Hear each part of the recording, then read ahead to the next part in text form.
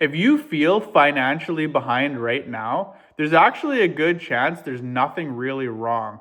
You might be saving, you might be doing some investing, you might be doing better than most people, but you might still feel behind, and this is most likely why. So welcome back, guys. My name is Jeff, and this video is going to be for the people who are doing okay on paper but don't feel okay mentally. And it's usually because feeling behind financially is actually a psychological thing and not really mathematical. So the number one reason most people feel this way is actually because they're comparing their own progress to someone else's visibility.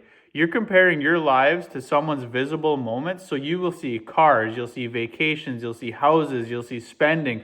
What you don't see quietly adding up in the background of these lives is debt. You don't see the stress. You don't see the family help, which could secretly be there, or the insecurity that's driving all these bad expenses. Spending is usually really loud, while saving and investing and building wealth are quiet. Your progress might feel slow because it's not flashy. Now, the other reason that lots of times people feel like they're way behind is because your benchmarks are just broken. You don't understand what actually doing good looks like. There's really no clear benchmark because everybody's life is different. So we usually default to things like social media posts, your peers, headlines in the news, and those aren't really accurate reference points. They're just noise. People don't post the bad things, they always show the good things or what they perceive to be the good things.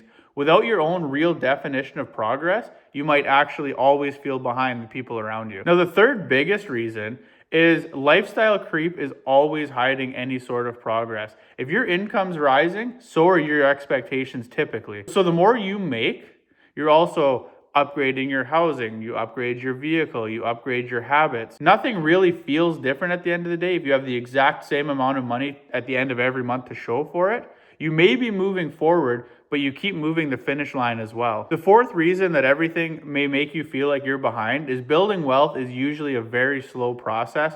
Compounding may seem very boring, and it usually is really boring at first. For years, it'll feel like nothing is happening. You're putting money away, you're not getting anything out of it. You're putting money away, you get nothing out of it. Then suddenly one day you wake up and things start to change. It starts to grow more and more. Next thing you know, you're making more money in a year than you would have in the previous 2 years from your compounding. Most people quit right before the curve starts to bend in their favor. So the key takeaway in all of this is that if you feel behind, it's typically not because you're actually failing. It means you're early, you're just being quiet about things, and you're comparing yourself to the wrong people and the wrong progress. Clarity with yourself will usually beat comparison with someone else every time. In the next video coming up, I'm going to break down the difference between being wealthy and just feeling wealthy, because they're absolutely not the same thing. So subscribe for that one.